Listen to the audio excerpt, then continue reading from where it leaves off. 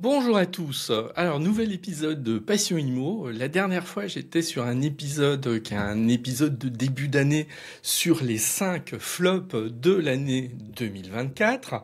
Alors, 5 flops, je vous rappelle, bon, je vais pas les rappeler parce que ça serait trop long et puis bon, autant aller écouter l'épisode.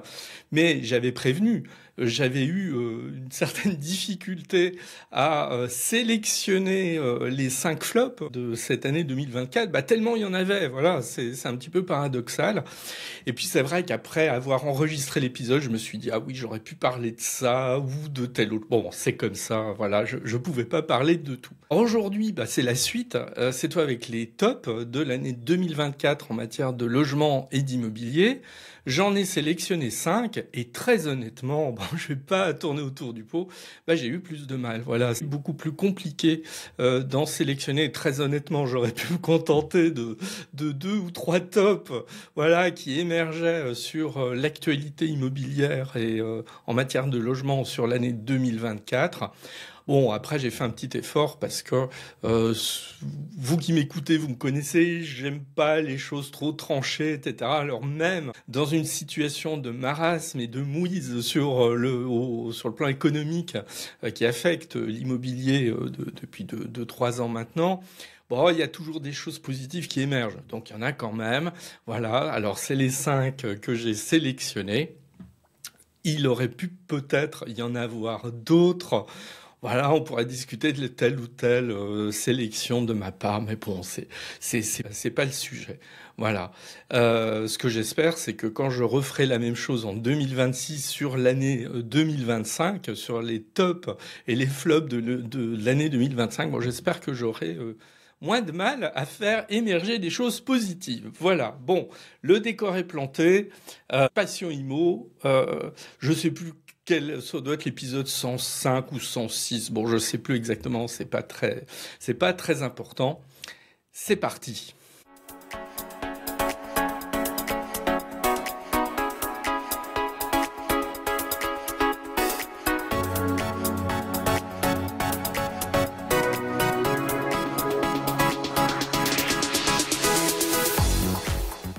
Alors, le top numéro 5, parce que je vais les présenter comme ça par ordre, on va dire, de moindre importance pour aller au plus important qui conclura.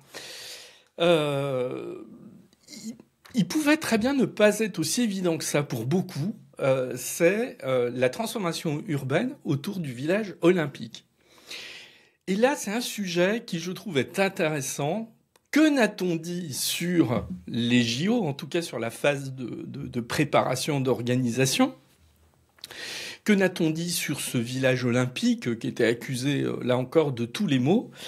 Voilà, c'est très français, même si c'est agaçant, de toujours critiquer quand les choses se font sans prendre le temps que tout se termine, et puis après on prend du recul, on voit ce qui est positif, ce qui est négatif, on tire des leçons du négatif, et puis on se satisfait aussi du positif. Le village olympique, plutôt pas mal. Je rappelle quelle était la philosophie du village olympique. Alors le village olympique, c'était deux quartiers en quelque sorte. Un quartier plutôt spécialisé pour les médias, qui accueillait les médias, et un autre qui accueillait les athlètes. L'idée de départ, c'était, contrairement à ce qu'on a pu voir sur des JO de ces dernières décennies, moi j'en ai été témoin, pas directement, mais en tout cas en regardant un peu de presse ce qui s'était passé, c'est que souvent on a construit des villages olympiques, qui étaient plutôt intéressants. Et puis, on se rend compte qu'après, sur le long terme, ils servent à plus grand-chose, ils sont abandonnés, etc. Et là, c'était pas du tout l'idée de ces JO. C'était au contraire de faire des choses qui s'inscrivaient dans le temps, de manière durable. Là, quand on parle de développement durable, là encore, souvent, on critique, on caricature. C'est ça le développement durable, c'est-à-dire un projet qui est utilisé à un instant T dans un but précis, mais on essaie de l'inscrire dans le temps.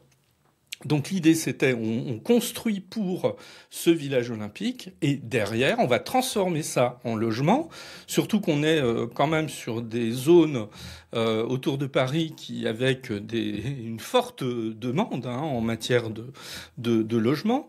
Alors les deux sont en Seine-Saint-Denis, donc il y a aussi la volonté de bâtir aussi, de faire des choses en termes de remodelage de l'espace urbain en Seine-Saint-Denis, et donc ces deux villages olympiques, ce sont l'idée de les transformer en logements. Alors, il y a à peu près 800 logements qui vont être mis à la vente. Alors c'est pareil, juste après les JO, on voyait les articles disant oui, c'est un échec, etc. Là, j'ai envie de dire, bon les gars, attendez un peu, quoi. Ça se vend pas en 15 jours non plus. Parce que là, en fait, quand on fait le bilan, c'est que le bilan, il est plutôt très très positif. C'est que les logements partent plutôt très bien. Sur un village olympique, il y a 60% des logements qui étaient réservés au cours de l'été dernier. Et sur l'autre, on était à 80%, en fait. Alors pourquoi il y a ce décalage? Tout simplement parce qu'un des villages olympiques, sans rentrer trop dans le détail, demandait davantage de transformation pour pouvoir accueillir des logements d'habitation classiques, etc. Donc il y a un décalage, et donc il y a un certain nombre de logements qui ne seront livrés qu'au cours du premier trimestre 2025. Qu'est-ce que ça montre, ça? Ça montre quand il y a une volonté politique très forte, on construit vite, on construit de qualité, on construit en inscrivant cette construction dans un ensemble, dans une réflexion de transformation urbaine, à des prix plus attractifs en plus que la moyenne de ce qui se passe habituellement, en tout cas sur Paris, c'est très très clair. C'est plutôt un succès, en fait. Donc, vous voyez, on est sur un sujet où ça mérite parfois de pas s'emballer tout de suite sur la réflexion, disons, sur l'absence de réflexion, de prendre un peu de recul et de voir que là, on est sur quelque chose de positif qui s'est passé. Donc ça, c'était mon premier top pour l'année 2024. Je pense que c'est un top qui méritait d'être soutenu et d'être réaffirmé en ce début d'année 2025. Le top numéro 4, c'est la densification douce. Qu'est-ce que c'est que cette chose-là, la densification douce? Alors, un petit peu d'histoire récente. Le gouvernement, au printemps, alors c'était déjà en discussion bien avant, avait lancé un plan qui devait aboutir à un projet de loi. Ce projet de loi, c'était le projet de loi sur le logement abordable, qui était, selon son instigateur, le Premier ministre, Gabriel Attal à l'époque, qui était de créer un choc d'offres de logement en France. Bon, derrière les grands mots, parfois, ce choc de logement, le terme il est un petit peu fort. Qu'est-ce que c'était? Alors, j'ai pris une idée, entre autres, il n'y avait pas que ça, mais c'était par exemple de dire quelque chose qui est très juste. On a en France des zones pavillonnaires, et parfois dans ces zones pavillonnaires, avec des gens qui habitent une maison depuis longtemps, qui ont un terrain, et pourquoi pas favoriser une nouvelle construction sur ce terrain quand c'est envisageable. Bon, moi je trouve l'idée excellente, parce que c'est partir, déjà c'est partir d'un concept qui a été très réfléchi en amont, que l'on entend, qui est utilisé dans certaines villes, un concept de ville vivante. C'est-à-dire, voilà, on prend les choses de manière assez pragmatique, même si ça se réduit pas à ça, et puis on essaye de faire avec l'existant. Plutôt que d'étendre les villes toujours plus, on essaie de regarder qu'est-ce qui peut être développé davantage dans des quartiers existants, dans des zones existantes. Bon, plutôt une bonne idée. Et vous avez des architectes qui d'ailleurs le disent, les quartiers pavillonnaires ont un énorme potentiel de création de logements en France. Voilà, c'est quelque chose qui a trop peu été exploité ces décennies précédentes, et il serait temps de regarder les choses. D'autant plus qu'on est dans le cadre d'un projet, enfin en tout cas d'un objectif qui est de moins construire sur les espaces naturels, agricoles et forestiers, pour atteindre en 2050, ce qu'on appelle le zéro artificialisation nette. Je pense qu'on peut tout à fait construire et développer les villes en ayant à cœur d'avoir des normes et des objectifs environnementaux précis. La question environnementale, elle est quand même très présente. Faut pas qu'on l'oublie malgré les critiques qu'on peut entendre ici ou là. Donc, dans ce projet de loi, on avait notamment des outils pour faciliter au niveau local le fait que les maires puissent comme ça autoriser de construire sur des zones pavillonnaires. Très bonne idée.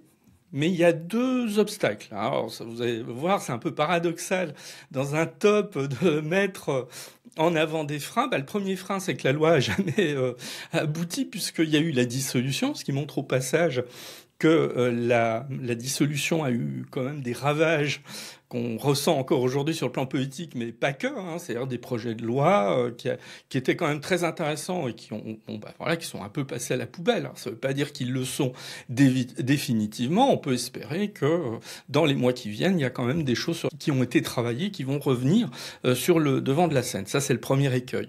Deuxième écueil, et ça, je l'avais souligné dans l'épisode précédent, dans les flops, notamment sur la construction neuve, c'est que malheureusement, aujourd'hui, on a dans un certain nombre de villes, de quartiers, des gens qui ne veulent pas de construction nouvelle. Voilà, alors c'est un petit peu le paradoxe, c'est-à-dire à la fois on a des Français qui crient qu'il y a un manque de logement, mais quand on veut en construire près de chez eux, ils n'en veulent pas. Donc ça c'est toujours une difficulté quand même. Et de là, on a des maires, pas depuis si longtemps que ça, mais depuis une dizaine d'années, on a des maires qui s'inscrivent dans un courant de promesses de ne pas construire davantage que ce qui est fait et qui s'engagent résolument sur ce plan. Et le moins qu'on puisse dire, c'est qu'ils ont un certain succès. Donc tout ça, vous voyez, ça ne milite pas spécifiquement sur cet objectif de densification douce dans des zones pavillonnaires. L'idée est excellente, mais il y a des freins. Donc il reste à voir ce que cela adviendra dans les mois et les années qui viennent. En tout cas, ça c'était le top numéro 4. Le top numéro 3 de l'année 2024, mais j'aurais très bien pu le faire aussi l'année précédente, c'est la qualité de certains professionnels, de l'accompagnement, du commentaire en matière d'immobilier et de logement sur les réseaux sociaux. Alors ça peut sembler paradoxal, je suis un des premiers souvent à un peu hurler sur le n'importe quoi qui se dit sur les réseaux sociaux, et c'est une réalité, mais il faut aussi mettre en avant la qualité de certains.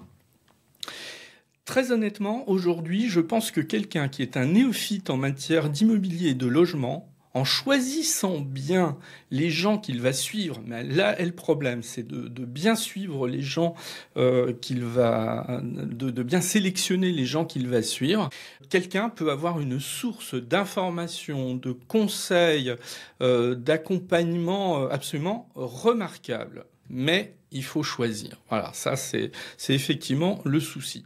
Alors moi j'en suis un peu le témoin sur ce podcast parce que je sais que, alors là pareil, au bout de plus d'une centaine d'épisodes, ceux qui me suivent savent qu'en général je suis assez rigoureux sur les gens que j'invite.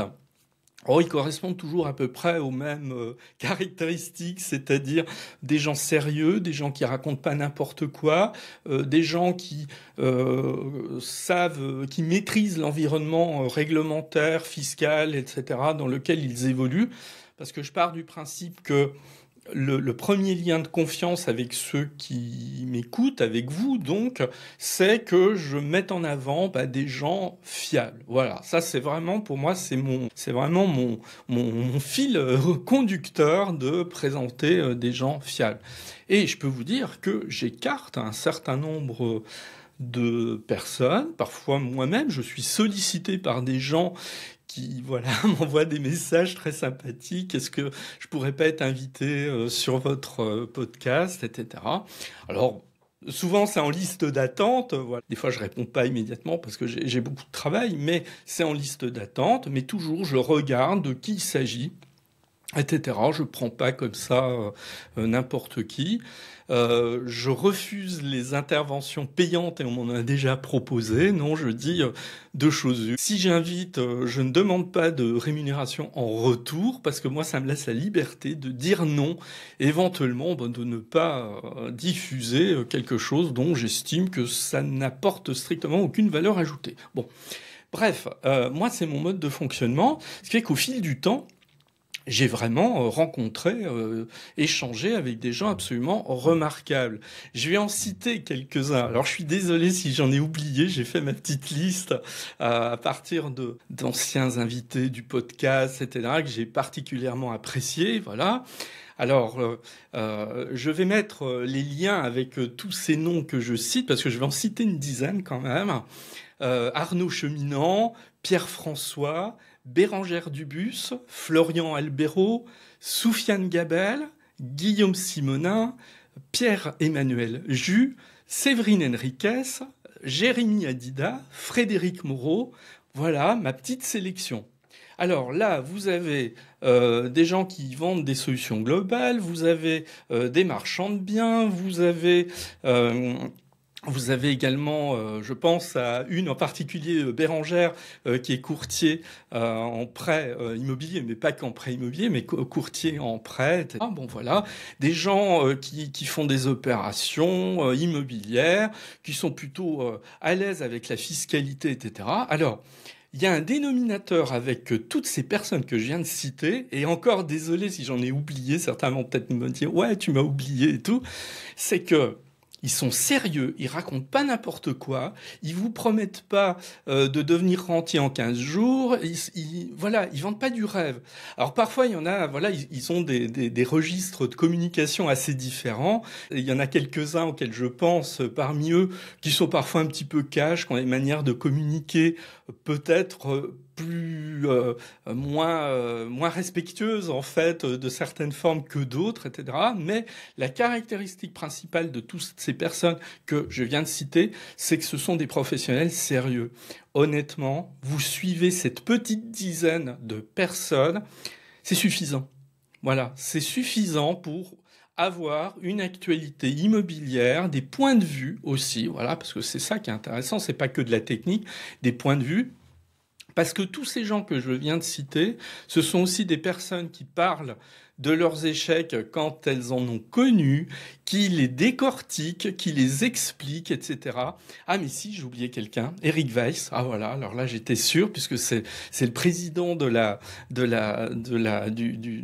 fédération des marchands de biens en France, et c'est quelqu'un là encore dont je suis assez admiratif du travail pédagogique, etc.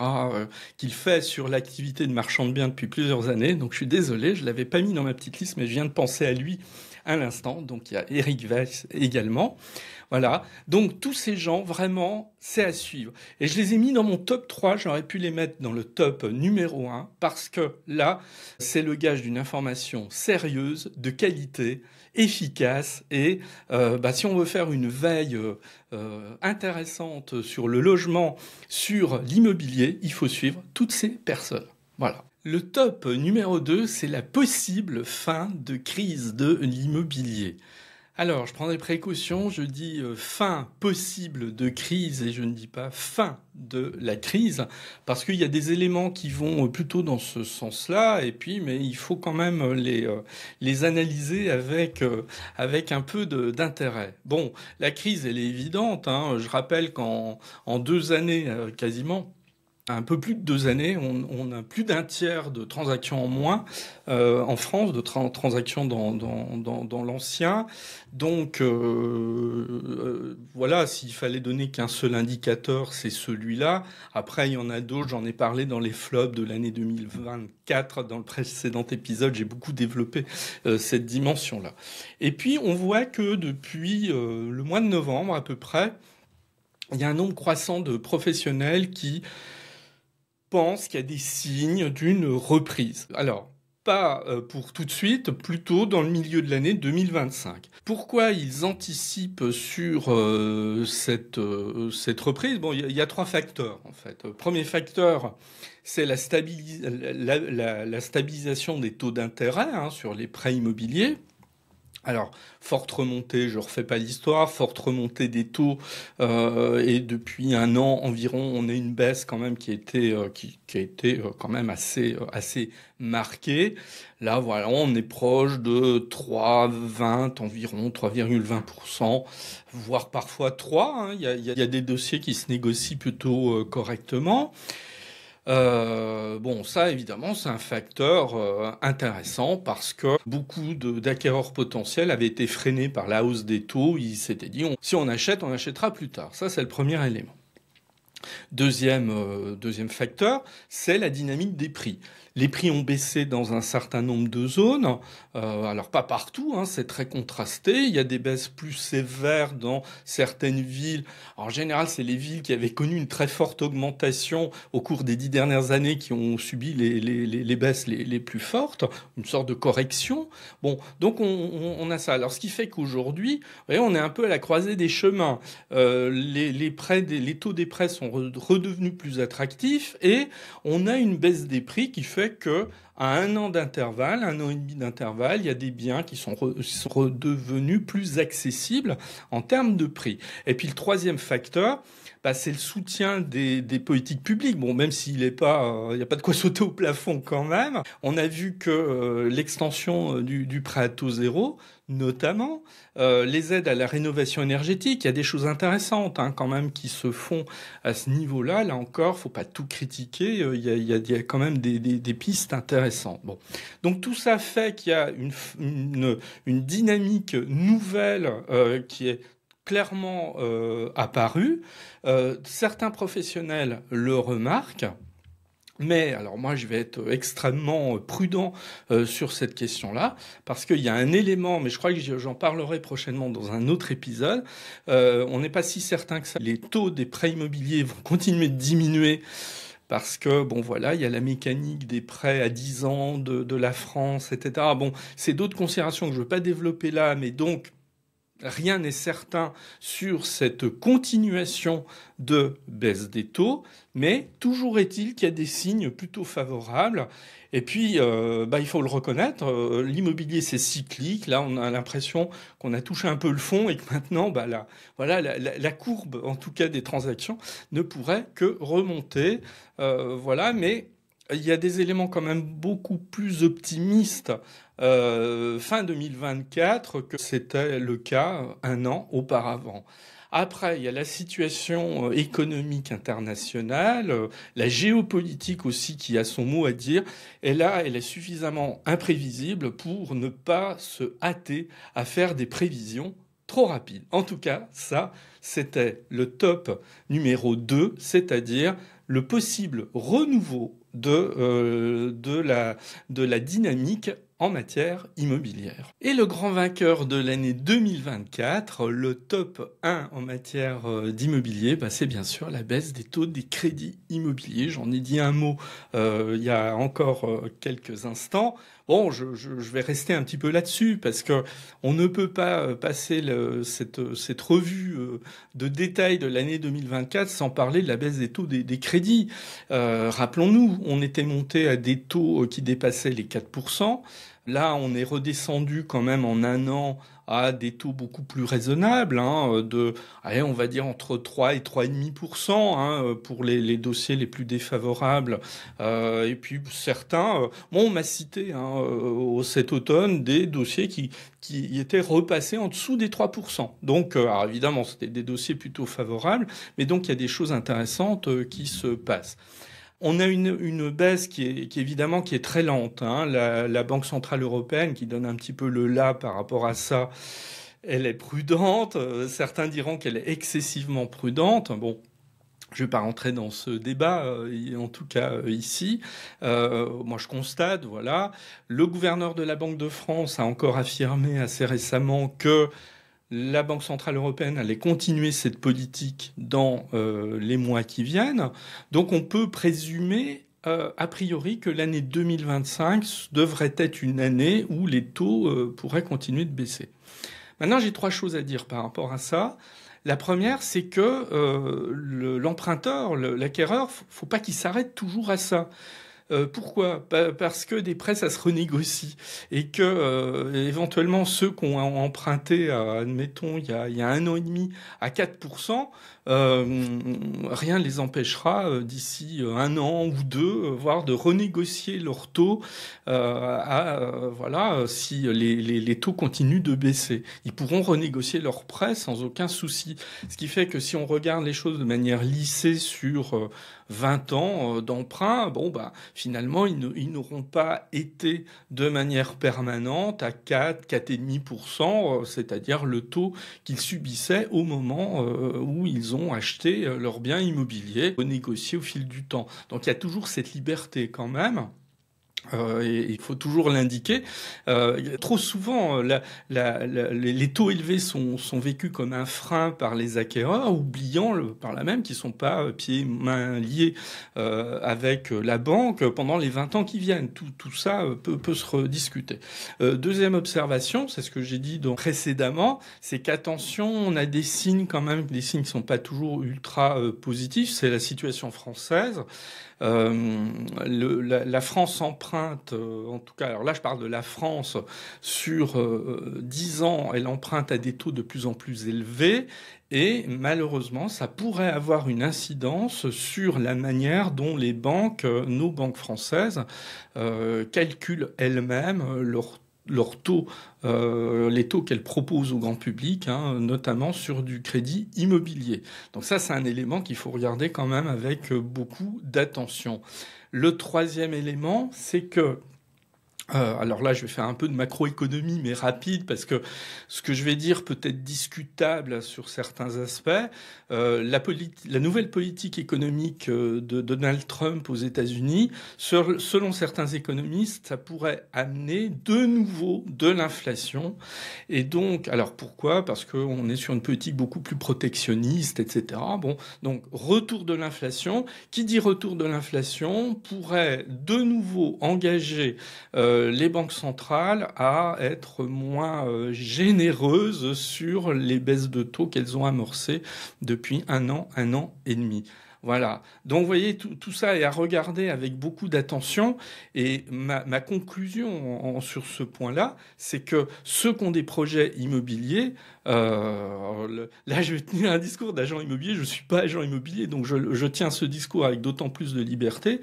Si vous avez des projets, mais allez-y, hein, allez-y maintenant. N'attendez pas une baisse des prix, parce que la baisse des prix, elle risque pas d'arriver. Hein.